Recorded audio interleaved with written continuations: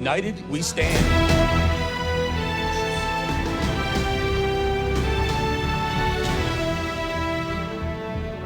Welcome to America This Week, United We Stand. I'm Eric Bolling. United We Stand is a reminder that we're all in this together. Each week, we'll continue to bring you the most up-to-date information about the coronavirus. We'll bring your questions directly to our experts and show you some of the good news amid the crisis.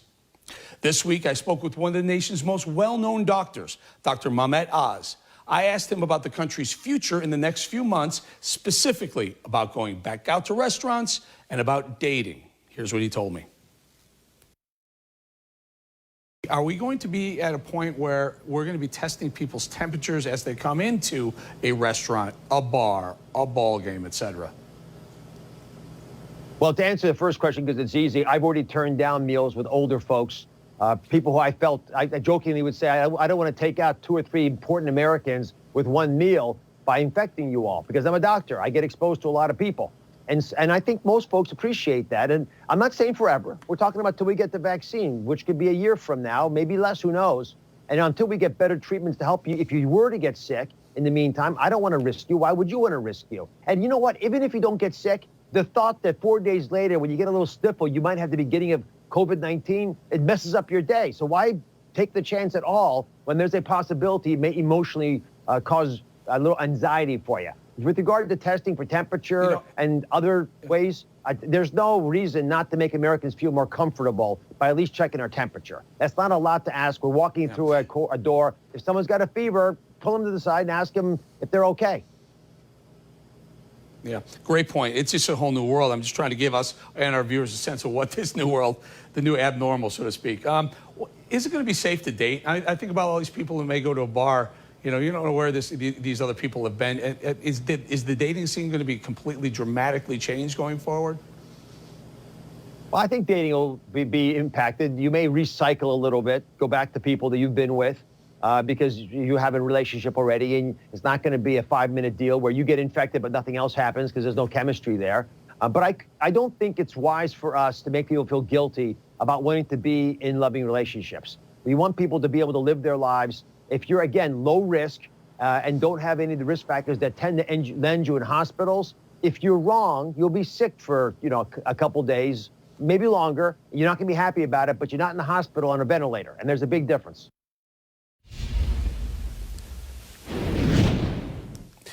He's a combat veteran who served in Iraq and Afghanistan and is also a doctor. Let's welcome back to the show Congressman Mark Green. Congressman, thanks for joining us. I want to stay big picture for a second. Like the WHO, President Trump has decided that he's at least temporarily going to defund the WHO, the World Health Organization. Tell us what you think we should do going forward with World Health, and especially what they've done in assisting China in hiding what's going on coming out of that country. Absolutely. Thanks for having me on the show, Eric. I think for starters, we need a new leader for the World Health Organization. Tedros is pretty clearly aligned with China. His time as a foreign minister of Ethiopia, they got huge contracts, a lot of money, deals going on between the countries. So his tethering to China is a little too close. Plus, he's the first leader of the World Health Organization who's not a medical doctor. And we know for a fact he covered up cholera outbreaks when he was the head of the health ministry there in Ethiopia. So he's the wrong guy to lead that organization. And that's probably the first step, new leadership. Congressman, let's take it back home now. So it looks like there'll be some sort of post-COVID reopening. And it's, again, is it staggered? Is it all open all at once? Is it up to the governors? Let's take your state, for example, Tennessee. I think it would be, it's fair to say, less hard hit than some places like New York, New Jersey, sure, Louisiana, et cetera.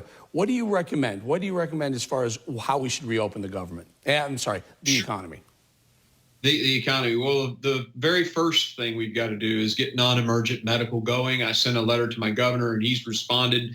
They're building a plan around that. But we have got to get non-emergent medical. Just imagine if you had, and I've got constituents who've sent me emails saying, they have a biopsy that's been delayed 3 times.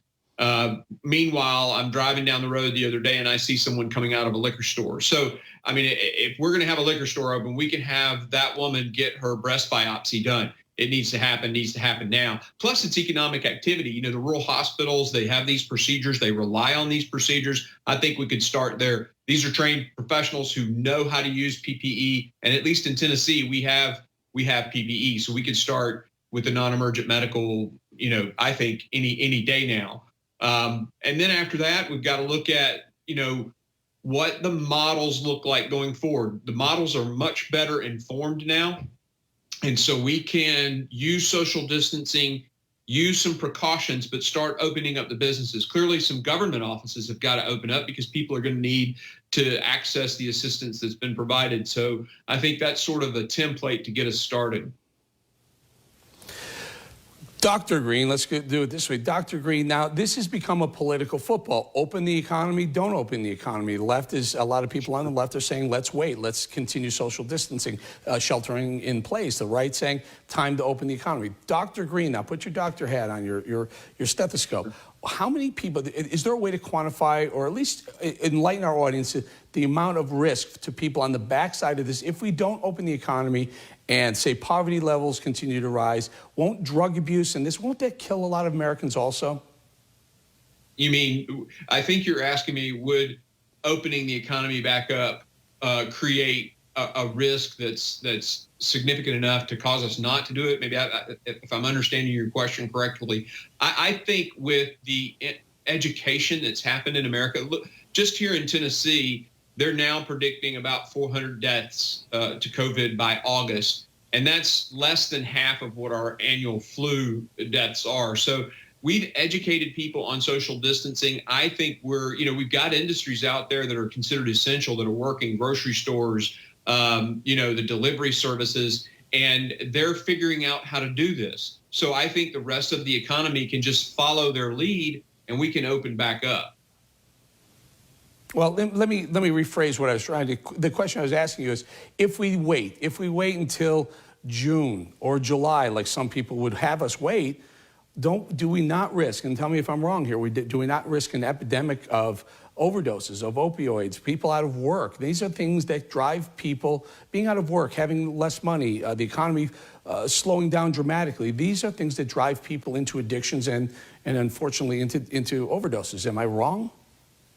No, not at all. In fact, we know that during economic difficult times, when people's businesses go out of business, the suicide rates actually go up. So we absolutely have to balance, the economic impact with the health impact of the virus. And it looks like the social distancing and the things that we've done to flatten the curve has significantly worked, especially here in Tennessee, because we got early enough in our curve where we could do that. So I genuinely believe that you're absolutely right. In fact, I am aware of a patient who was waiting for a hernia repair, and because of the pain from that, the man took his life. So yes, there is a significant downside in human life to continuing to keep these kinds of constraints on the economy. And I believe it's time to get it going. All right, Congressman Mark Green, we really appreciate your time. We'll bring you back again. Dr. Mark Eric. Green, the Congressman. Thank you, sir. Ahead on America This Week, United We Stand. Dr. Dina Grayson, one of the best pandemic experts around, is back to answer your questions. Stay right there. American strong, strength by one equals strength by all.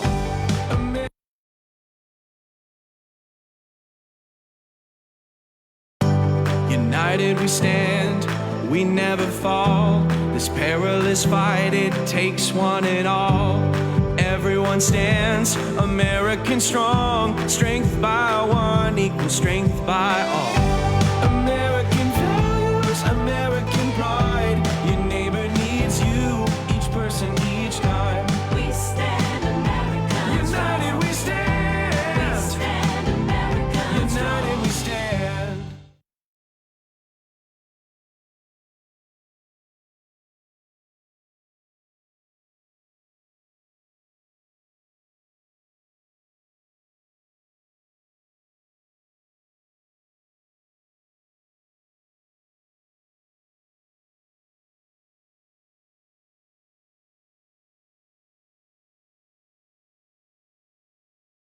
United we stand, we never fall. Let's welcome back pandemic expert Dr. Dina Grayson, who will answer your questions about the virus. Doctor, thank you for joining us.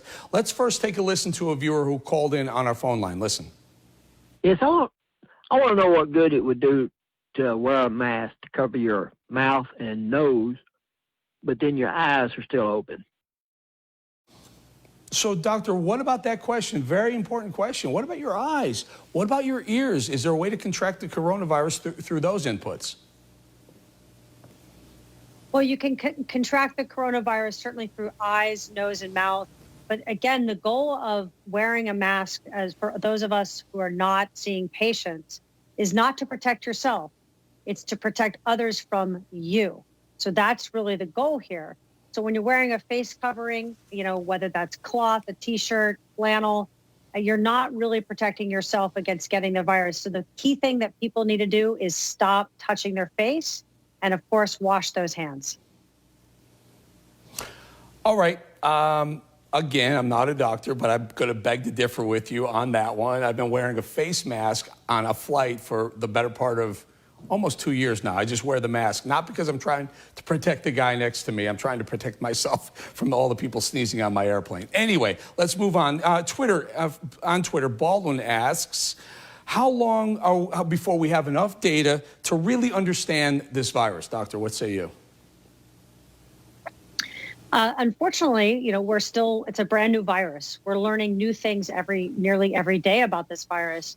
So, I think that it's going to be some time before we have, for example, a full picture of how many people were infected. That will usually take a couple of years of, doing these serology tests, which measure antibodies in the blood, for example. So I think, unfortunately, it's going to be some time before we really have a clear picture about this virus, its biology, as well as the extent of infections in this country. Also on Twitter, Gina asks, and I think this is a question a lot of people have, including us. The virus reappearing, is there risk of that? Yes, I get that. But are we going to have to quarantine again? Well, unfortunately, I think it's very likely we're looking at a very large second wave of infections, much larger than this first wave, because we'll have the full flu season starting in the fall, where this really conditions are favorable for this virus to spread. Now, one of our ways to really try to be more open as a country is to have very, very aggressive testing, and not just, a couple million tests a week, but many millions of tests per day, so that everyone, going on shift, whether a food worker, a healthcare worker, first responders, transit workers, bus drivers, anybody who's really interacting a lot with the public, they would need to get a test before every single shift, every single day. That could allow us to reopen more, more quickly and more broadly. But until that happens, unfortunately, we're really looking at the likelihood of more massive lockdowns come the fall. Based on what we know, and this is just, you give it a shot, you're a pandemic expert, the likelihood of yet another quarantine situation in the fall, 0 to 100, what do you throw a number at us? 100. I certainly in certain regions, 100%. Yeah. Then the question is that really nationwide? And we don't have nationwide lockdowns today. So I think that, more urban places like New York City and other places where we're seeing a lot of viral spread, again, I think that likelihood is a 100% come next flu season, fall and winter. Yeah. I think there are a lot of us who didn't want to hear that number, expected that number, didn't want to hear it. Maybe my dog's okay with that one. On Twitter, JL asks, how is this, do we know, have we done enough autopsies? Do we know, have we studied this virus enough to know if this is in fact more deadly than the flu? Well, we certainly know that it's very likely more deadly than the flu, just based upon what's called the case fatality rate, the number of people who've been diagnosed versus the number of people dying. Certainly the amount of folks that are unfortunately flooding the emergency rooms and our ICUs. There have been some autopsy reports that, information that's been published. The damage to the lungs is extremely severe. It looks like SARS, which was that horrible virus back in 2003, which can actually, unfortunately, and even in some survivors, Eric, some of the survivors, up to 30%, have severe permanent lung damage. Doctor, I don't have time for the last question. Just answer this for me. And I did a monologue on this yesterday on one of our shows. China, these bats, Chinese people have been eating bats forever. We do know that there's that biolab in China that accelerates. It makes these viruses more deadly and more contagious. Any doubt in your mind whether or not China was actually accelerating the viciousness of this virus? I think that China has done several things to accelerate the likelihood of having such outbreaks. For example, the fact that they continue to have these wildlife markets even today, even though they supposedly banned them. I think that the world needs to crack down very severely on them. I have grave concerns about their biocontainment lab as well. And certainly that needs to be inspected. And there's been major safety issues there. And even the thought that this virus could have leaked from that lab should raise alarm bells everywhere. You know what, Doctor, we got to leave it there, and we are on that, and we're going to stay on that. Dr. Dina Grayson, pandemic expert. We'll get you back. Really appreciate your time, Doctor. Coming up next, what do you do if you're told to stay safe at home, and home isn't a very safe place? A look at the impacts of domestic violence during the pandemic. Stay with us. Strength by one equals united we stand, we never fall. This perilous fight, it takes one and all. Everyone stands, American strong. Strength by one equals strength by all. American values, American pride. Your neighbor needs you, each person, each time. We stand American United we stand. We stand American strong. City by city, state by state, town by town, stand American great. Everyone stands American strong. When strength by one equals strength by all. American values, American pride. Your neighbor needs you, each person, each time. We stand American United we stand. We stand American United we stand.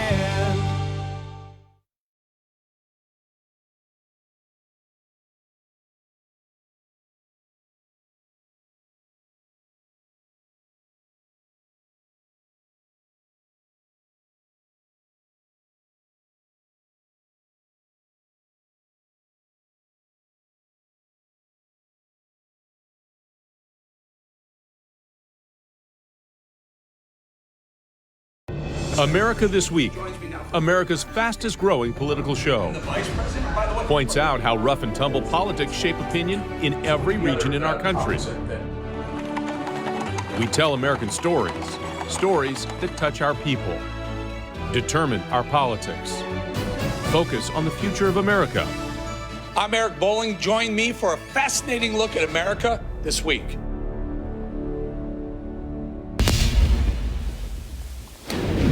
Liz Ortenberger is the CEO of a group called Safe Nest, a nonprofit that helps domestic violence survivors. Liz, thank you for joining us. So this is a big concern with people sheltering in place, people staying home. Are we seeing an increase in violence in the home? Yes, we are. We here in Las Vegas are seeing a 15% increase in our hotline volume, and we only expect that to go up. So what is it? So, as people get frustrated, take us through the process, the mental process that goes on. What are you hearing? Right. So you have two things happening, right? You've got a whole entire community of batterers, which for us in Las Vegas is a large amount of people who are prone to using violence, who are now experiencing several factors: a triggering event, which is a pandemic, which instills fear, an economic collapse of loss of job, financial income, so an added strain in the household. And we've asked you to sort of all stay at home together, so there's the added stress of the entire family being together. So someone who is prone to using violence or has used violence in the past is now in an environment in which it's incredibly likely for that to continue, get worse, or restart if they had stopped using violence. In addition, for our victims, they have absolutely no respite or space to escape to because they are now monitored 24/7, and there's a layer of fear added to that as well for them. Very concerning for me, the victims, obviously the victims, the spouses, the significant others, but let's focus in on children. Are you seeing, Yes. work us through this? A lot of people are watching right now, very, very concerned about children in abusive households. How are we Right. making sure, how are we helping children in abusive households? Right. So agencies like Safe Nest take in the entire family unit, which includes children and pets and the victim of the domestic violence. And people should be worried. 76% of kids that are growing up in domestic violence households will repeat the cycle as victim or as batterer. So when we have these circumstances like we're going through right now, that trauma is even more impacted on children because, like a victim, if they're not directly being physically battered, they are certainly recipients of the emotional battery, and they have no escape. School would have been an escape. Running out in the street with friends, going out and doing things would have been an escape, and that is gone. We are at the beginning phases of the effects of this epidemic on domestic violence, and what it's going to require is an absolute expansion of resources into this movement to meet the need moving forward so that we're not seeing this generationally continue. Liz, I got about a minute or so. Take us through the process. So someone calls the hotline and says, I have a batterer in my house. I'm concerned about myself or my child. Are you able to get on the phone and get to the police and have the police come do a wellness call? No, absolutely. Actually, we do wellness calls in two ways. We do them in partnership with police, and we also do lethality assessments without police involvement at all on our hotline, because that sometimes is a barrier for folks as well, not wanting to intersect with the police. And we have a scalable shelter solution as one of our many programs, so we're able to take in everybody who has a lethality score that would show that they're escalating towards homicide, which is a dangerous place to be, saying, well, you're escalating to homicide, let's get you safe. Oh, sorry, you're not escalating to homicide, but your situation's not great. Let's figure out what the resources are for you. So we really, just like ERs and hospitals, are having to triage what we deal with to make sure we get the most lethal victims safe, and that we provide resources for others so that they can find safety. Right. So, listen, we're going to go now, and we'll bring you back again because I think this is an extremely important resource, and hopefully there are resources for you, assets that you can tap into to make sure your group and other groups like you are funded. We're going to put the number up there, and again, let's remember, even if you're not someone who's being battered at home or abused at home, if you know someone who you think might be, make the call to the hotline. We're going to leave it right there. Liz, thank you so much. We'll put the number to the hotline up on our screen. A DC chef looking out for his own and more, his efforts to get people back to work and our healthcare workers fed. This is one of those great stories you just don't want to miss. Strength by one equals strength. United we stand, we never fall. This perilous fight, it takes one and all. Everyone stands, American strong. Strength by one equals strength by all. American values, American pride. Your neighbor needs you, each person, each time. We stand America strong. United we stand. We stand America strong. United we stand.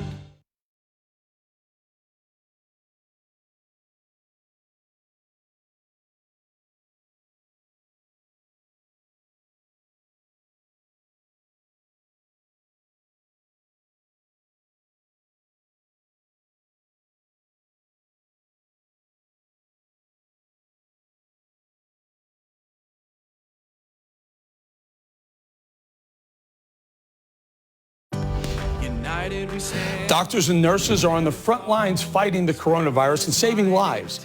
And a chef in Washington, D.C. is making sure they have a good meal. He also wants to make sure anyone who needs a meal can get one during the pandemic. Tobias Rodriguez with Sinclair Station WJLA has the story. Chef Eric Bruner Yang says he loves cooking and helping people. Now he's getting a chance to do both when his community needs him most. Chef Eric Bruner Yang is a DC chef known for his popular restaurants up and down 8th Street. While he's had to close 2 of his eateries and lay off employees, Maquetto is still open. I have this phrase is that your favorite neighborhood restaurant is an extension of your home. So nobody knows better what their community needs than their neighborhood restaurant. Bruner Yang says helping his community means keeping people fed. He teamed up with a chef at Kane and Northeast as part of his new initiative, The Power of 10. And he is currently making 150 meals a day for Washington Hospital Center with the funds that we've been providing him. Founded in response to the pandemic, The Power of 10 hopes to raise $10,000 per week in donations that will provide 10 full-time jobs and 1,000 free meals to any community. Right now we have about 1,150 meal requests across wards 6, 7, and 8. Bruner Yang says chefs are on the front lines of this pandemic. He says his skills are cooking and organizing, and that's what he's doing to help his community. You know, I have 3 kids at home, and of course I want to be at home. It's just who I am, and there's a lot of people similar, and it's just what we need to do. I wouldn't be able to sit idle. For America This Week, I'm Tobias Rodriguez. Well, thank you, Tobias and WJLA, for that story. And thank all of you for watching America This Week, United We Stand. Remember, if you have a question for one of our experts, use the hashtag COVID-19 Ask, all one word, and tweet us. You can also send us a question on Facebook. Just go to facebook.com/America Bolling, again, all one word. Now, tonight, we want to leave you with an amazing video.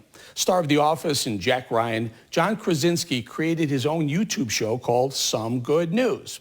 A 9-year-old girl named Aubrey was sad because her trip to see Hamilton on Broadway was canceled. So John and his wife, Emily Blunt, had an extra special surprise in store. Watch. We're sending her to New York, Lynn, and we're going to send her to Hamilton in New York. Well, that's amazing. I think we can top that right now, though. Oh, wait, something. Wait. Sorry. There are a bunch of people just joining. That's my favorite song from Hamilton. How does a bastard, orphan, son of a whore and a Scot